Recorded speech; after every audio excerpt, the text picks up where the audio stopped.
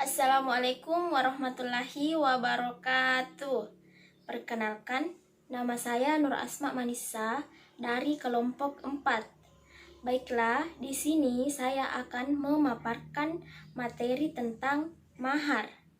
Adapun ayat yang akan dibahas adalah Quran Surah An-Nisa ayat 4 dan Quran Surah Al-Baqarah ayat 236 sampai 237.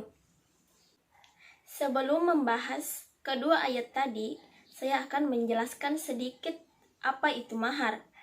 Menurut Sayyid Sabiq, mahar adalah harta atau manfaat yang wajib diberikan oleh seorang mempelai laki-laki kepada seorang mempelai perempuan.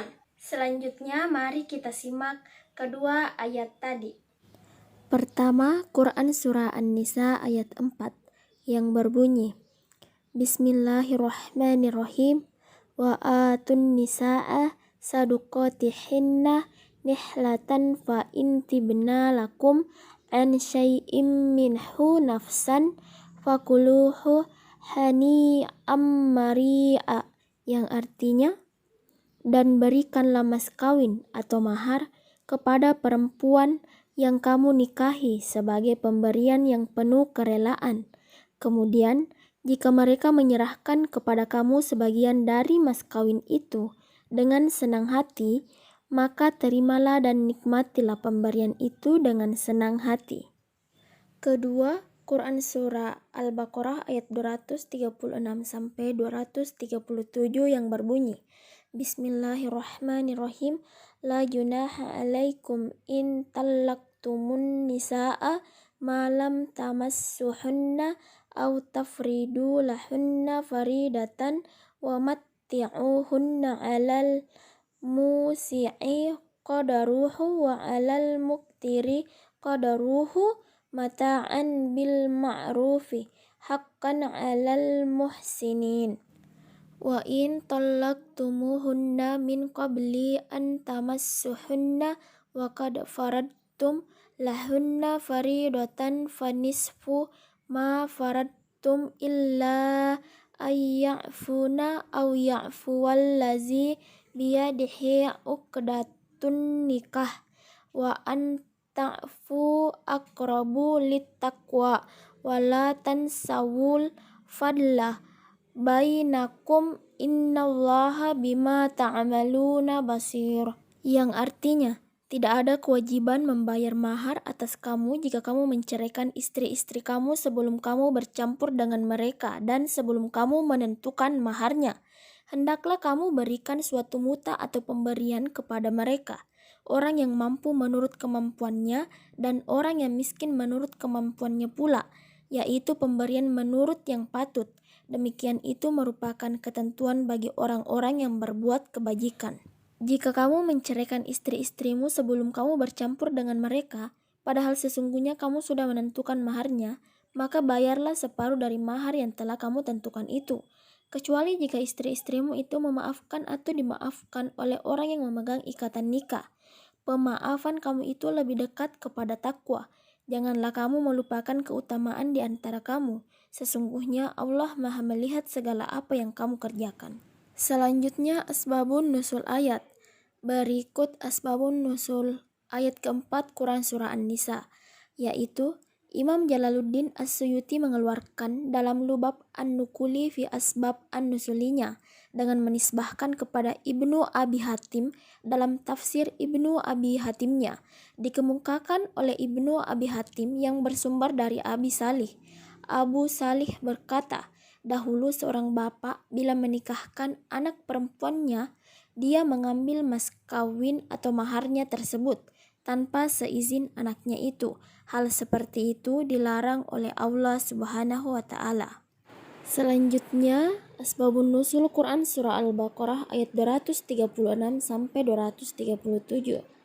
Telah diriwayatkan Imam Al-Bukhari dalam kitab sahihnya dari Sahal bin Sa'id dan Abu Usaid bahwa Rasulullah menikahi Umaymah binti Syurahbil Ketika dipertemukan dengan beliau, beliau merentangkan tangannya kepadanya dan seolah-olah Umaymah tidak menyukai hal itu. Maka beliau menyuruh Abu Usaid untuk menyiapkan dan memberikan kepadanya 2 pakaian berwarna biru. Hadis riwayat Al-Bukhari 5226. Intisari penafsiran ayat. Yang pertama, Quran Surah An-Nisa ayat keempat. Di dalam Quran Surah An-Nisa ayat keempat ini mengandung 2 hal pokok. Yang pertama, kewajiban suami memberi mas kawin kepada istri yang ditujukan pada frasa wa'atun nisa'a saduqatihinna nihlatan, yang artinya berikanlah wanita-wanita yang kalian nikahi mas kawinnya secara sukarela. Ibnu Abbas, Qatadah, Ibnu Juraij, dan Ibnu Sa'id menafsirkan bahwa makna nihla pada surah An-Nisa ayat keempat adalah kewajiban, sebab secara bahasa kata nihla bermakna agama, syariat, dan mazhab, sehingga substansi makna ayat adalah berikanlah kepada para wanita mahar-mahar mereka karena hal itu merupakan ajaran agama yang wajib dilakukan.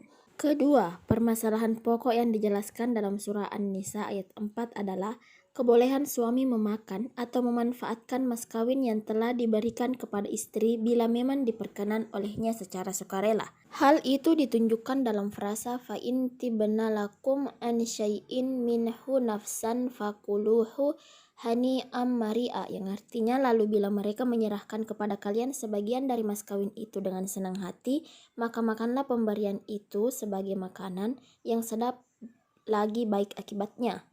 Imam Ahmad As-Sawi menjelaskan, maksud makanlah dalam ayat adalah pemanfaatan secara mutlak, tidak terbatas pada makan. Artinya suami dapat memanfaatkan mahar yang telah diberikannya kepada istri untuk berbagai kepentingan asal mendapatkan kerelaan dari istri. Selanjutnya penafsiran ayat Quran Surah Al-Baqarah ayat 236-237. Ayat di atas memberikan tuntunan kepada para suami untuk memberikan muta sesuai dengan kemampuannya. Allah tidak menentukan ukuran tertentu untuk diberikan, tetapi diserahkan kepada suami karena mereka yang mengetahui kekuatan dan kemampuan dirinya. Selain itu, tidak adanya ketentuan ini juga memperlihatkan seberapa besar kemurahan hati dan kebesaran jiwa suami. Pada Quran Surah Al-Baqarah ayat 237 terdapat lafaz yang berbunyi wa anta'fu aqrabu littaqwa, yang artinya dan pemaafan kamu itu lebih dekat kepada takwa. Di sini Allah menganjurkan supaya saling melapangkan, membebaskan, dan menambahi. Istri dianjurkan agar membebaskan suami dari separuh mahar yang menjadi haknya, begitu juga walinya. Adapun suami dianjurkan untuk menambahi dengan tidak mengambil kembali separuh mahar yang telah diserahkan kepada istri ketika perceraian terjadi. Allah memotivasi semua pihak untuk sering melapangkan dengan mengatakan bahwa pemberian maaf itu lebih dekat kepada takwa. Berikut kandungan hukum Quran Surah An-Nisa ayat 4. Selanjutnya kandungan hukum Quran Surah Al-Baqarah ayat 236 dan 237. Assalamualaikum.